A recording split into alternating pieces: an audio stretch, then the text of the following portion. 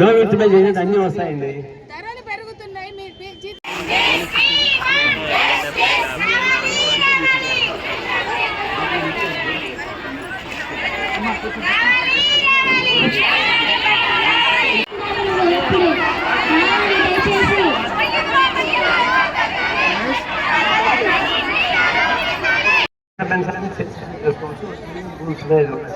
State government ఉన్నాయి, central government ఉన్నాయి, సౌలభ్యాన్ని బట్టి చేసుకోవచ్చు.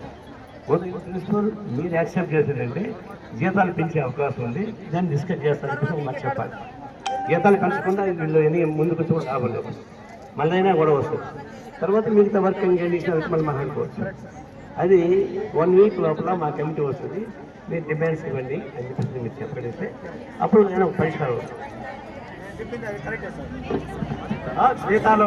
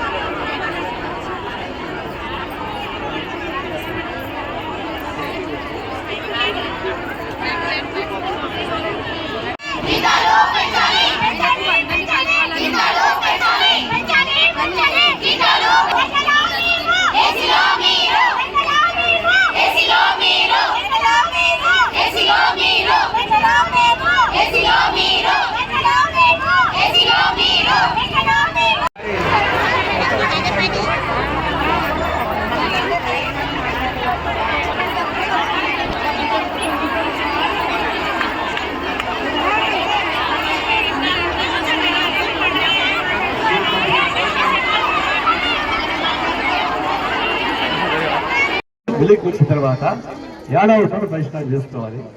2000 మంది కార్మికులు అయితే మహిళలు ఇబ్బంది అవుతుంది. అయితే ఒకటి వాళ్ళు ఇచ్చిన టైం గురించి మనతో మాట్లాడారు కాబట్టి, అందులో ముఖ్యమైన నాయకులు ఇక్కడ ఉన్నాం కాబట్టి మిమ్మల్ని కాదని మరి బతకగలదా ఇక్కడ బతక సాధ్యం కాదు. అందువల్ల మనం ఆవేశం కాకుండా మన శాంతి వాతావరణంలో కలిపిద్దాం. 20 దాకా అన్నిద్దాం.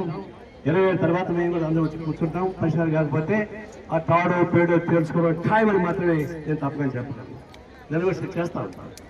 అందువల్ల దీన్ని తెలుసుకునే సమయం కావాలంటే టైం తీసుకోవాల్సింది. అందరూ ఇక్కడే ఉన్నాం కాబట్టి మీరు ఆలోచించి ఒక శాంతియుతవంతంగా ఆలోచించి ఈరోజు కాకపోతే రేపైనా సరే దానివల్ల వాతావరణ డ్యూటీ ఏర్పాటు చేసుకుంటే 20 వరకు వెయిట్ చేస్తే అప్పుడు పరిష్కారం కాకపోతే ఈ ఫ్యాక్టరీని ఉండనీయం అది మాత్రం ఇట్లా చెప్తున్నాం. ఆ విధంగా మీరు పరిష్కారం చేసుకుంటున్నాము. అంటే అదేవిధంగానే జాయింట్ కమిషన్ వస్తూ ఉన్నాడు, లేబర్ కమిషన్ వస్తున్నాడు. వస్తే ఆయన సమస్య కూడా మాట్లాడతాం.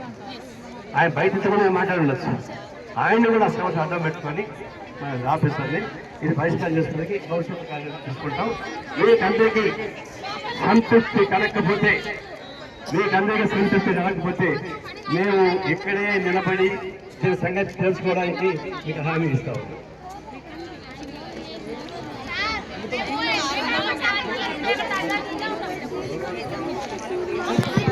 వాళ్ళు అనుకుంటే మీరు ఉండలేరు, ఈ ఫ్యాక్టరీ ఉండదు. అయితే మేము దానికి దశ ఏమి చెప్పలే. మనకి దేవాలయం లాంటిది, ఇది బాగుండాలి, కానీ మేము బాగుండాలి. మేము బాగుంటే ఇది బాగుంటుంది. అది ఆ ఉద్దేశంతో పనిచేస్తాం తప్ప కేవలం ఖర్చాధిక చేయడం మాత్రం కాదే కాదు. దీన్ని ఇప్పుడు ఏమైంది, ఉద్యమం పైకి వచ్చింది. ఫస్ట్ టైం అనుకుంటా ఇంతమంది బయటకు వచ్చి నిలబడడం అనేది మొదటిసారి. ఫిఫ్తే కాదు, మొదటిసారి ఈ ఫ్యాక్టరీ చరిత్రలో మొట్టమొదటిసారి బహిరంగ బయటకు వచ్చి 5వ రోజుగా సరి చేస్తున్నారు.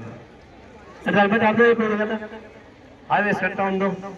వాళ్ళు మేనేజ్మెంట్ అమౌంట్ ఊరికెందుకు వస్తారు? వాళ్ళకి భయం లేకపోతే కూర్చొని మాట్లాడతారా?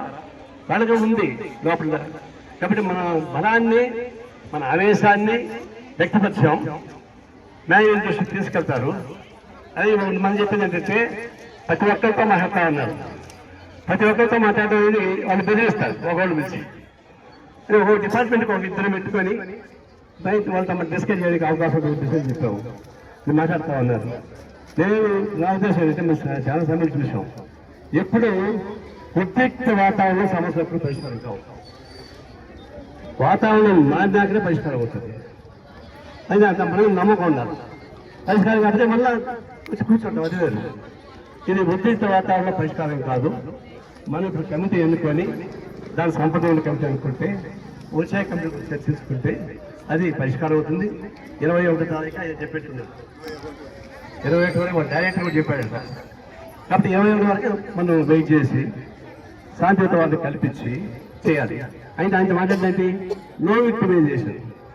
నో విక్టిమైజేషన్ అంటే కక్ష సాధింపు చర్యలు ఉండకూడదు. అది జీతంతో సహా, పనిష్మెంట్ సహా. ఇంకా నో విక్టిమైజేషన్ పాయింట్ ఆయన అంగీకరించారు. మేము ఎవరిని తీసేయము, ఎవరిపైన కక్ష సాధింపు చర్యలు చేయము. మేము ఆ కమిటీ రంగానికి చర్చిస్తాం. మీరు పంపిణీ కమిటీతో చర్చిస్తాం. అందుతూ మాట్లాడితే మాట్లాడతాం.